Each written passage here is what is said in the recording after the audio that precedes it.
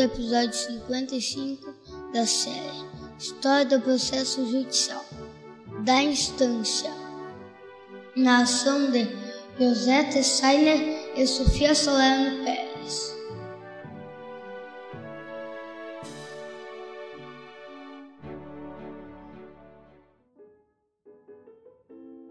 Continuamos a leitura das primeiras linhas de Pereira e Sousa num como que diálogo entre interlocutores separados por 2 séculos.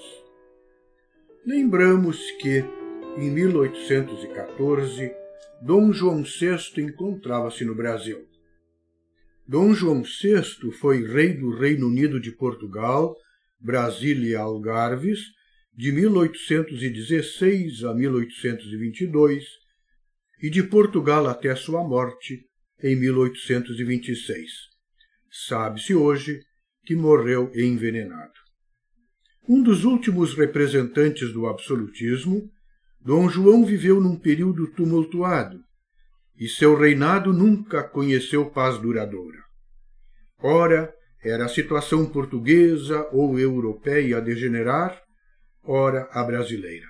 Não esperara vir a ser rei, só ascendeu à posição de herdeiro da coroa pela morte de seu irmão mais velho, Dom José.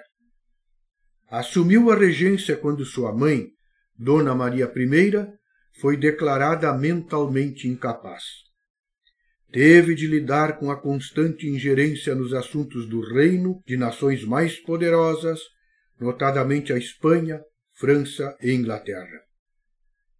Obrigado a fugir de Portugal, quando as tropas napoleônicas invadiram o país, chegando à colônia enfrentou revoltas liberais que refletiam eventos similares na metrópole e foi compelido a retornar à Europa em meio a novos conflitos.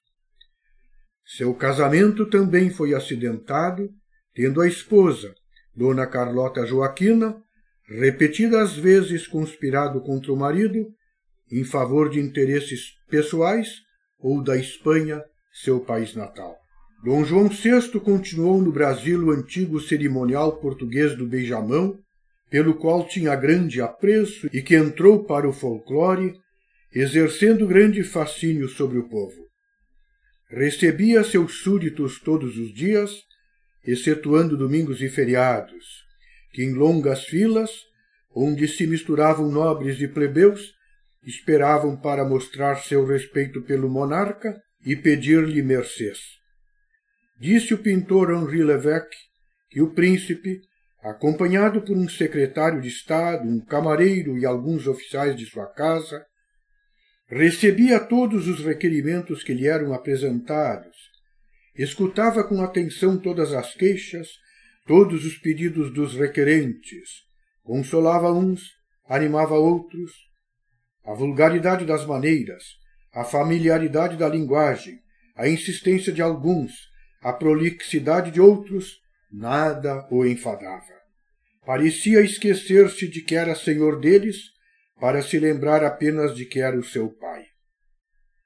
Oliveira Lima registrou que ele nunca confundia as fisionomias, nem as súplicas, e maravilhava os requerentes com o conhecimento que denotava das suas vidas, das suas famílias, até de pequenos incidentes ocorridos em tempos passados e que eles mal podiam acreditar terem subido à ciência del rei. Dom João VI deixou uma marca duradoura no Brasil, criando inúmeras instituições e serviços que sedimentaram a autonomia nacional, sendo considerado por muitos pesquisadores o verdadeiro mentor do moderno Estado brasileiro. Contudo, é até hoje um dos personagens mais caricatos da história luso-brasileira, sendo acusado de indolência, falta de tino político e constante indecisão, sem falar em sua pessoa retratada a miúde como grotesca. Feita essa introdução, vejamos o que nos diz Joaquim Pereira e Sousa a respeito do tema de hoje, a instância.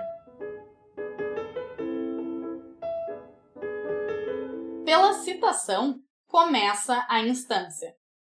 Esta se diz o espaço de tempo dentro do qual se trata e determina a causa com a decisão final. Pontes de Miranda definiu instância como a existência fluens da relação processual, em outras palavras, como a relação processual em seu aspecto dinâmico, mutável.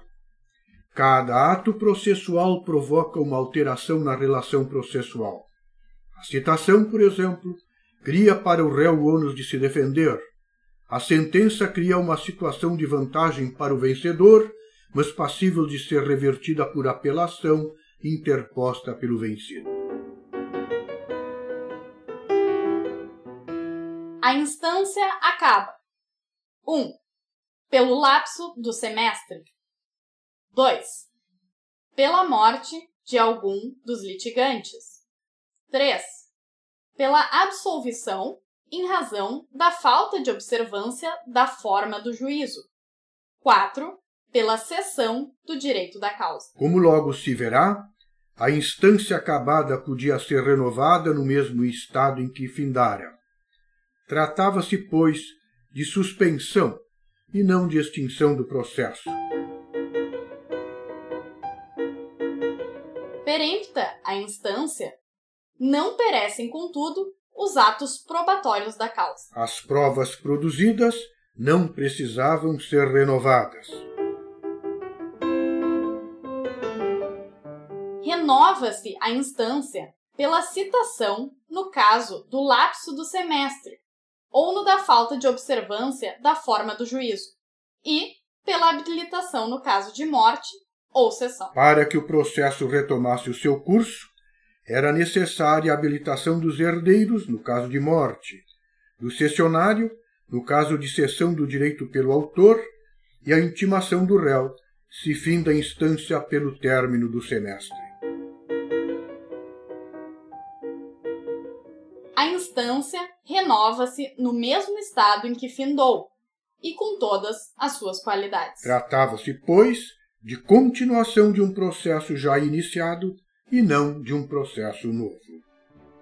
Pois é, enquanto isso, em 1810, no Rio de Janeiro, era concluído e assinado o Tratado de Amizade e Comércio pelo príncipe regente Dom João VI com o rei Jorge III do Reino Unido da Grã-Bretanha e Irlanda.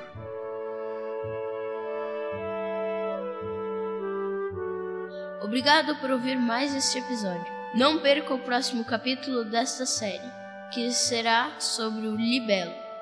Tchau!